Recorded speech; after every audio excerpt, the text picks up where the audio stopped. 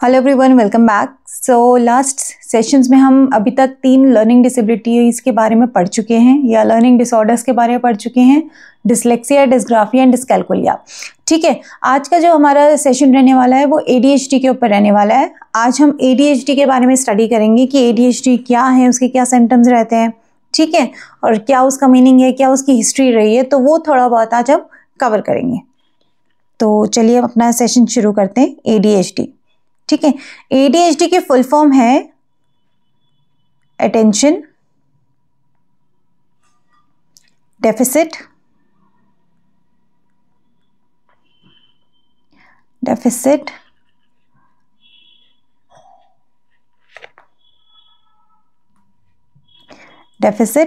Hyper activity disorder. ठीक है, ये इसकी फुल फॉर्म है, attention deficit hyper activity disorder. ठीक है, अब यहाँ पर जो वर्ड है अटेंशन डेफिसिट मतलब बहुत शॉर्ट बच्चे का अटेंशन स्पैन होगा। ठीक है, मतलब बहुत ज़्यादा देर तक वो कंसंट्रेट नहीं कर पाएगा एक चीज़ पे। ठीक है, बहुत ज़्यादा डिस्ट्रैक्ट, बहुत जल्दी और बहुत ईजिली किसी भी चीज़ से डिस्ट्रैक्ट हो जाएगा। ठीक है, एकाग्रता की कमी इसको कह सकते हैं, या फिर अटेंशन डेफिशिएंसी। ठीक है, अटेंशन की उसके अंदर डेफिशिएंसी होगी। और दूसरा टर्म है हाइपर एक्टिविटी डिसऑर्डर।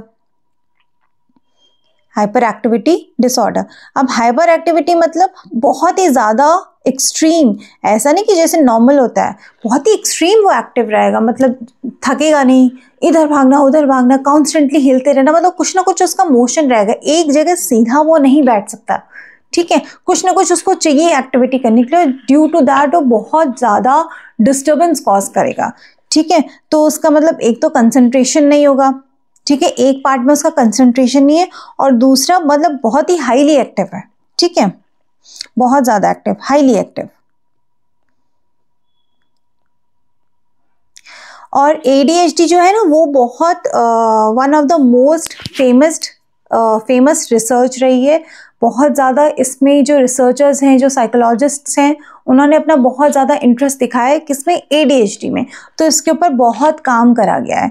ठीक है, तो सबसे पहले ये भी क्या है, एक लर्निंग डिसेबिलिटी है, लर्निंग डिसेबिलिटी या फिर डिसऑर्डर। अगेन मेंटल रिटार्डेशन नहीं है, वो बिल्कुल एक कंप्लीटली अलग टर्म है। तो ये भी एक लर्निंग डिसेबिलिटी है या डिसऑर्डर है। ठीक है, second, as other learning disabilities जो अभी तक हम पढ़ चुके हैं, डिसलेक्सिया, डिसग्राफिया, डिसकैल्कुलिया, ये भी क्या है, न्यूरो डेवलपमेंटल डिसऑर्डर। ठीक है, और यहाँ पर जो वर्ड डेवलपमेंटल है उसका मतलब है ब्रेन रिलेटेड या एज रिलेटेड। ठीक है, इसका मतलब है डेवलपमेंट जो एज के साथ साथ हो रहा है। ठीक है, एज रिलेटेड। और न्यूरो मतलब ब्रेन। ठीक है, तो ब्रेन में जो एज के साथ चेंजेस आ रहे हैं उस मतलब न्यूरो डेवलपमेंटल, इसका मीनिंग ये है कि मतलब जो ब्रेन एज के साथ जो ब्रेन में चेंजेस आ रहे हैं उसमें जो डिसऑर्डर हो रहा है वो चीज़ है न्यूरो डेवलपमेंटल डिसऑर्डर। ठीक है, और जो बच्चे होते हैं ADHD, जिनको ADHD है, उनको होता है difficult to concentrate on a task, मतलब बहुत ईजिली, जैसे कि मैं आपको बोल रही हूँ, डिस्ट्रैक्ट हो जाते हैं।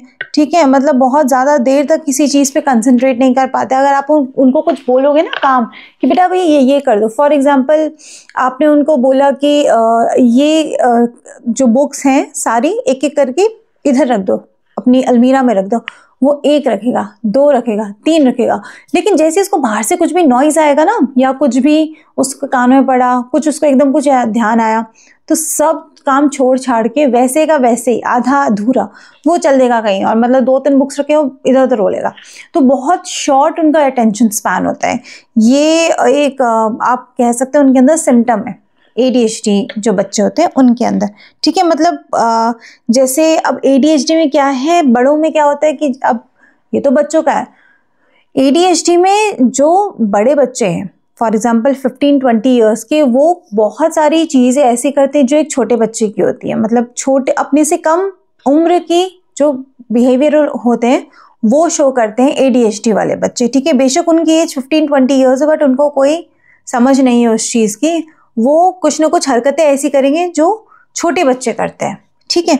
तो वो भी एक ADHD का आप सिम्टम मान सकते हैं कि हाँ आप मतलब अगर देखेंगे तो आप बता पाएंगे कि हाँ इसको ADHD है। एक बार मैं एक प्लेस में गई थी जहाँ पर एक पेरेंट्स और उन मतलब मदर फादर, उनके साथ उनका एक बेटा एक जगह बैठे हुए थे। मदर फादर अपना बैठे हुए थे, बट जो बच्चा था ना वो एक जगह बैठ नहीं रहा था, मतलब यहाँ वहाँ दौड़ना भागना हल्ला मचाना, मतलब उसको कितना ही बैठाने की कोशिश कर रहे थे वो लोग, बट वो बैठ नहीं रहा था बिल्कुल भी, मतलब एक्सट्रीम एक्टिव, एक्सट्रीम।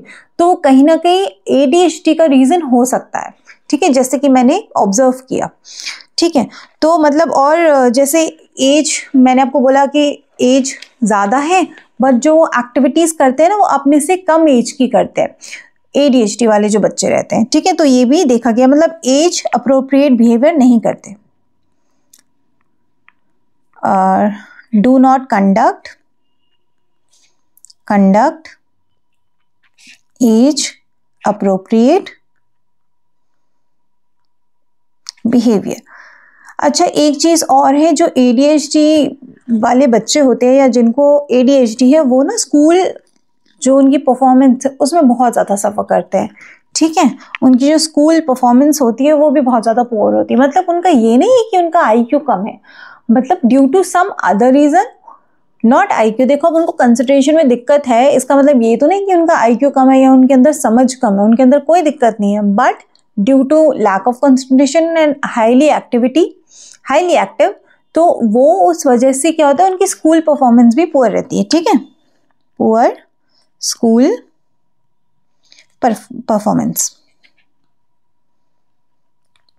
मतलब ऐसा नहीं कि थिंकिंग नहीं है, थिंकिंग है, सोच पा रहे हैं, बट स्टिल कुछ रीजन से वो अपनी स्कूल में अच्छा नहीं कर पा रहे, ठीक है। और ये भी देखा गया कि कोई एक चीज़ जिसमें उन बच्चों को बहुत ही ज़्यादा इंटरेस्ट हो, है ना, मतलब बहुत ज़्यादा इंटरेस्ट हो, कोई एक ऐसी आप एक्टिविटी कह लीजिए या कुछ ऐसा वर्क कह लीजिए जिसमें बच्चा बहुत ज़्यादा इंटरेस्टेड है, वो उस काम को बहुत ही अच्छे तरीके से करेंगे, ठीक है।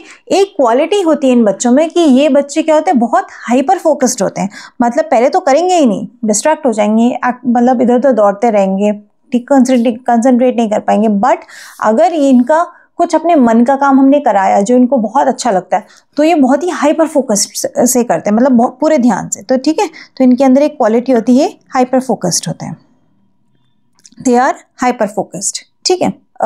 नेक्स्ट आते हैं उसकी हिस्ट्री के ऊपर, ठीक है। हिस्ट्री कि हिस्ट्री क्या है इसकी। देखिए, सबसे पहले मैं आपको बता चुकी हूँ कि ये भी जैसे बहुत पुराना डिस्कस टॉपिक है, कि बहुत पहले से इस पे स्टडीज चलते आ रही है, ठीक है। तो जो सबसे हमारे पास पहला ईयर है वो है 1798, ठीक है। इसमें एक रिसर्चर थे, अलेक्जेंडर क्रिस्टन,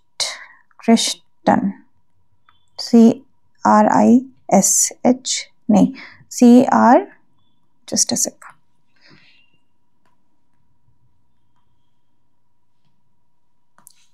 अलेक्जेंडर क्रिस्टन, ठीक है, CHRECHTON, क्रिस्टन, ठीक है, ये इनका नाम है। इन्होंने एक बुक लिखी, ठीक है, वो बुक का नाम तो बहुत फेमस नहीं है, but he wrote a book, और उन्होंने एक उसको टर्म दिया ADHD, ठीक है, मतलब ADHD के ऊपर एक बुक लिखी, बट 1798 में उसको ADHD नहीं कहा जाता था, उसको कहा जाता था मेंटल रेस्टलेसनेस, ठीक है, मेंटल रेस्टलेसनेस, ठीक है। उसको मतलब जो ADHD को ADHD नहीं बोला जाता था, ये मतलब लाइक पहचान बहुत पहले ही गया था कि ADHD है क्या, बट उस टाइम पे उसको मेंटल रेस्टलेसनेस टर्म करा गया बाय अलेक्जेंडर क्रिस्टन, ठीक है, मतलब बहुत पहले से बच्चे ऐसे बिहेवियर, ऐसे इश्यूज फेस कर रहे थे और ऐसे जो एक्टिविटीज़ है उसको शो कर रहे थे, बट उस टाइम पर इसको इतना ज़्यादा तवज्जो नहीं दिया गया। बट कुछ टाइम बाद, ठीक है, जैसे ईयर 1902 में 1902 में इसको बहुत अच्छे से डिस्क्राइब किया गया, डिस्क्रिप्शन दिया गया किसका, ADHD का, ठीक है। और जिन्होंने इसको डिस्क्राइब किया उनका नाम था जॉर्ज स्टिल, ठीक है। ये भी एक साइकोलॉजिस्ट है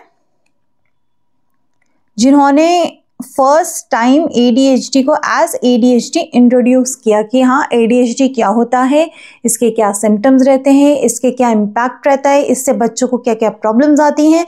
तो ये सब कुछ किसने दिया, जॉर्ज स्टिल ने, ठीक है। और इसके बाद 1902 के बाद ये जो है वेस्टर्न सोसाइटी में क्या जो ADHD है वो वेस्टर्न सोसाइटी में बहुत ही ज़्यादा फेमस हो गई कि हाँ this is also something to research on, ऐसे फेमस, ठीक है। तो यहाँ से ADHD के बारे में बहुत डीप एंड एलैबोरेट स्टडीज़ होना, रिसर्च होना, स्टडी होना शुरू हो गया, ठीक है। तो ये थोड़ा बहुत कुछ हिस्ट्री थी कि किसने इसको स्टार्ट दिया, टर्म कहाँ से आया एंड किसने इसको डिस्क्राइब किया बहुत अच्छे से, कहाँ से ये फेमस हुई है, ठीक है। नेक्स्ट आते हैं science and symptoms, science and symptoms, ठीक है।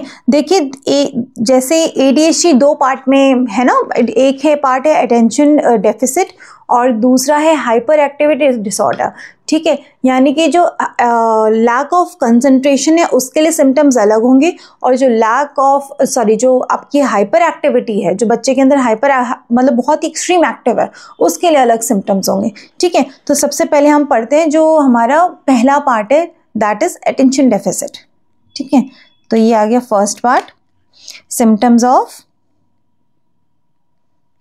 इनअटेंशन,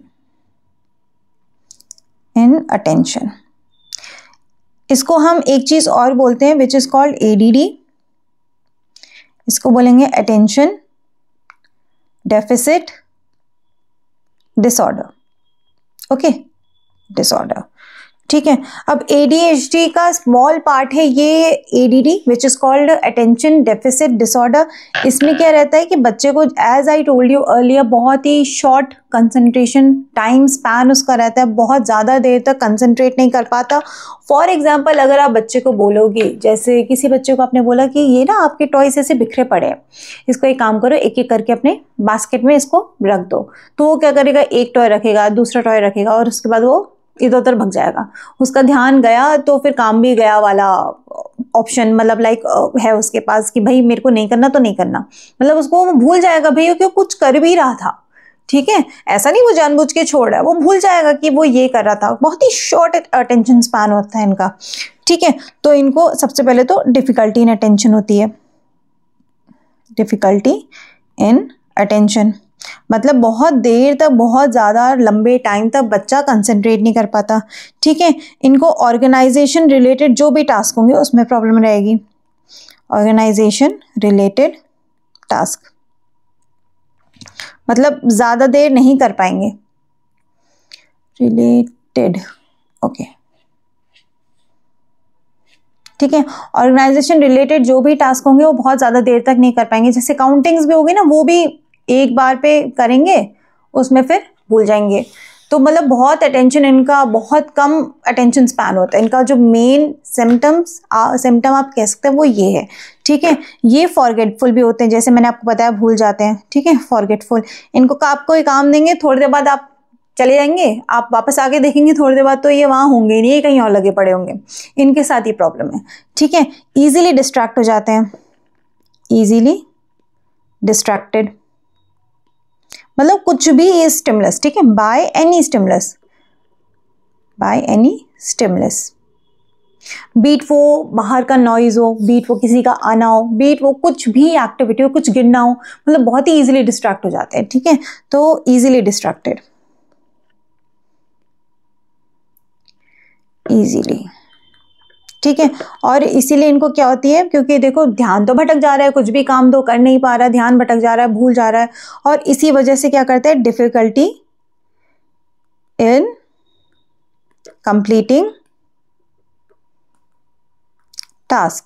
इसीलिए इनको टास्क कंप्लीट करने में भी बहुत ज़्यादा डिफिकल्टी फेस करनी पड़ती है। मतलब कोई भी काम ना ये पूरा कर नहीं पाते। It is not, again it is not कि करना नहीं चाह रहे, बट बाय सम रीज़न, वो क्या रीज़न है, ब्रेन में रीज़न है कि ब्रेन का वो वाला पार्ट जो कंसंट्रेशन को एम्फेसिस करता है या कंसंट्रेशन से रिलेटेड होता है, वो कहीं ना कहीं प्रॉब्लम में आ रहा है, उस वजह से ये नहीं कर पा रहे। इट इज़ नॉट ये करना नहीं चाह रहे, बट ये भूल जाते हैं। बहुत ही शॉर्ट अटेंशन स्पैन होता है, ठीक है। ये कुछ सिम्टम्स थे आपके इनअटेंशन के या ADD के, आप बोल सकते हैं। अब आते हैं सिम्टम्स ऑफ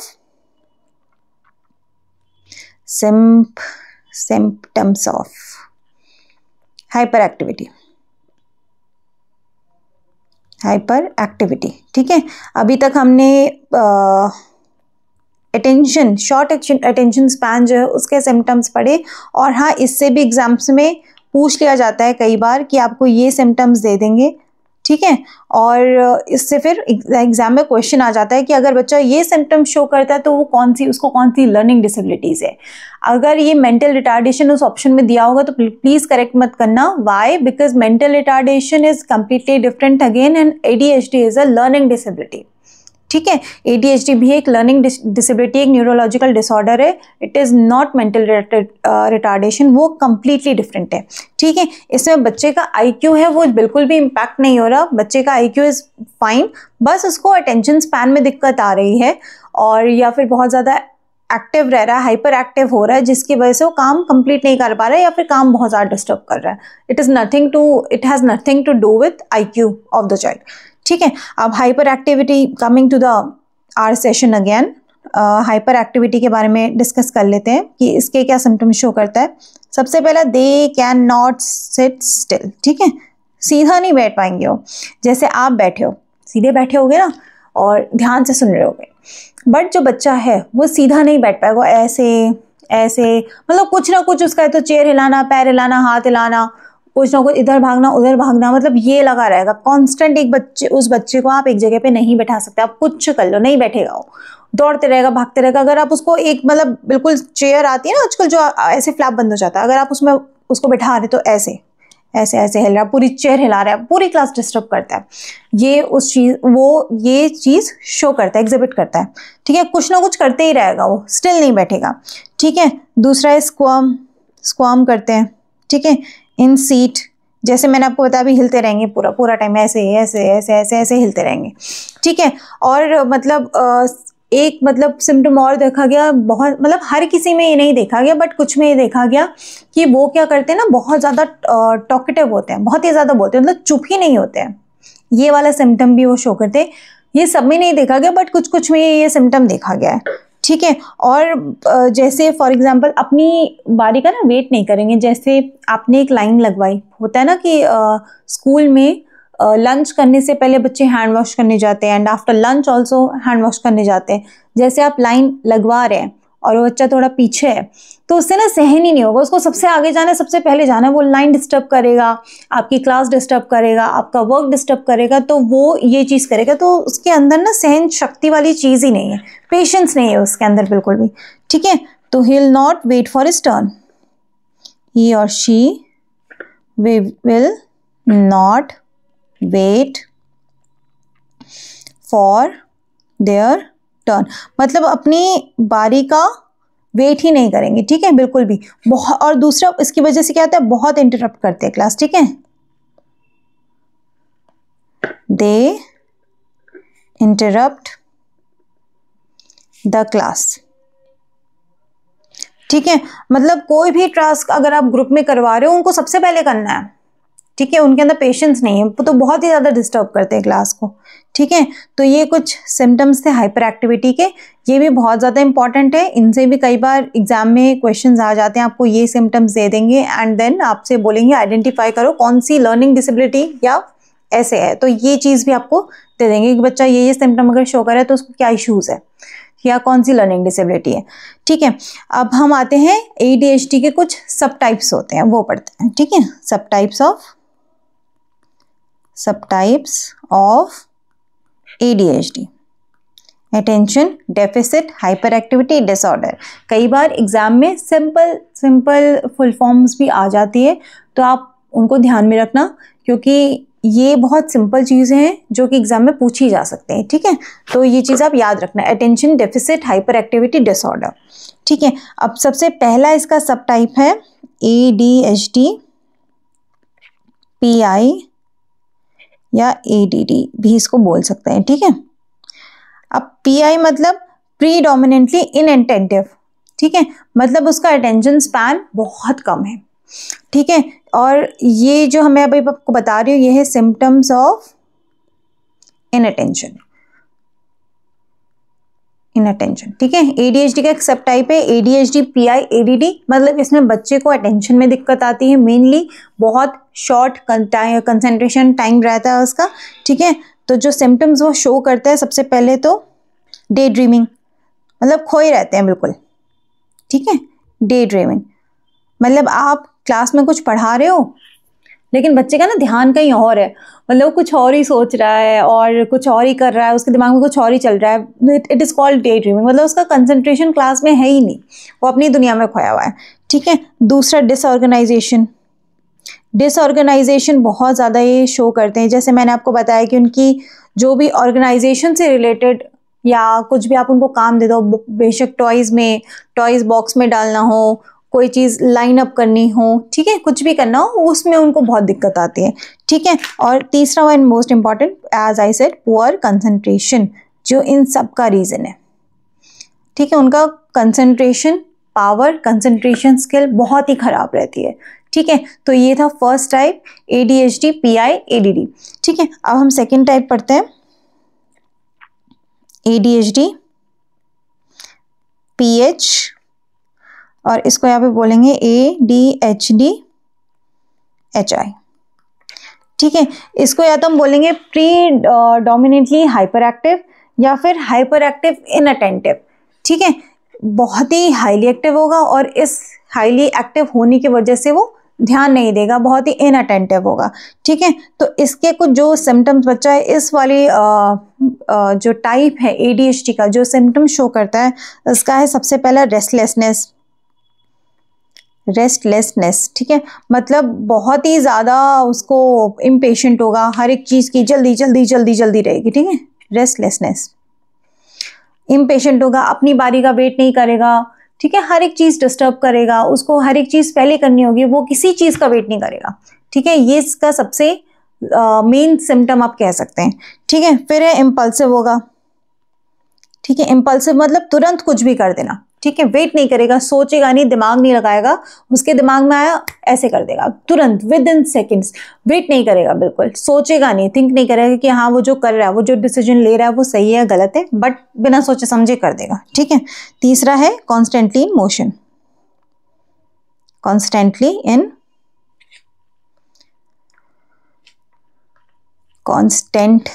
इन मोशन। ठीक है, हमेशा मोशन में रहेगा, सीधा ही नहीं बैठेगा। मैंने बताया ना, हिलते रहेगा, डुलते रहेगा, इधर उधर ऐसे भगता रहेगा जब तक आप उसको कंट्रोल नहीं करेंगे। ठीक है, तो ये भी कहीं ना कहीं वो एक सिम्टम शो करता है। ठीक है, तो ये थे आपके ADHD PH ADHD HI, या फिर आप इसको बोल सकते हैं उसके सिम्टम्स।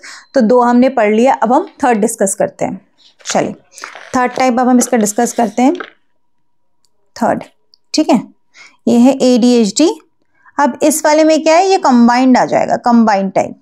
ठीक है, इसमें क्या होगा, जो सिम्टम्स आपके फर्स्ट वाले टाइप में, सेकंड वाले टाइप में शो कर रहा है बच्चा, ये इस वाले टाइप में वो दोनों सिम्टम्स शो करता है। ठीक है, सिम्टम्स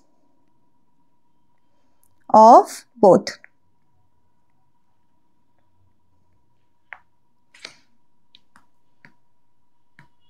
बोथ, दोनों के सिम्टम शो करेगा, एक की भी नहीं।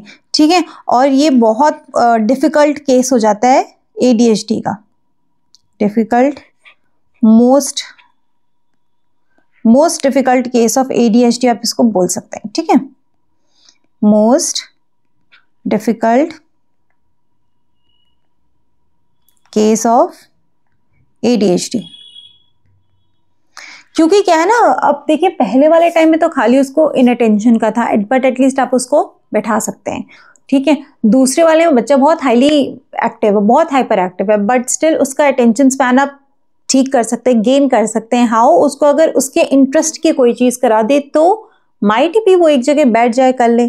बट यहाँ पर तो ना वो बच्चा कंसंट्रेट कर पा रहा, ना वो बच्चा सीधा बैठ पा रहा है, एक जगह बैठ पा रहा, तो भाई यहाँ पर ना बहुत ज़्यादा डिफिकल्ट हो जाता है बच्चे को केटर करना, बच्चे को समझाना, बच्चे को संभालना, और बच्चे को पढ़ाना भी बहुत ज़्यादा डिफिकल्ट हो जाता है, ठीक है। तो ये इसीलिए बहुत ज़्यादा डिफिकल्ट केस है। और इस वाले केस में क्या होता है, बच्चा कंसंट्रेट भी नहीं कर रहा, ठीक है, दोनों आ जाएगा, रेस्टलेसनेस भी है उसके अंदर, इम्पल्सिव भी है, वो डिसऑर्गेनाइज्ड भी है, डे ड्रीमिंग भी कर रहा है, कंसंट्रेशन भी नहीं है। तो ये इसीलिए बहुत ज़्यादा डिफिकल्ट केस होता है ADHD का। चलिए इस सेशन को यहीं एंड करते हैं। अगर आपको कुछ भी प्रॉब्लम हो रही हो, डिफिकल्टी हो रही हो, कुछ भी नहीं समझ में आ रहा हो, आप मुझे कमेंट सेक्शन में क्वेश्चन में पूछ सकते हैं। और अगर आपको इन सब के नोट्स चाहिए तो आप मुझे भी मुझे वो भी बता सकते हैं, तो मैं आपको वो प्रोवाइड करा दूंगी, जो भी नोट्स वगैरह रहेंगे इनसे भी रिलेटेड, ठीक है।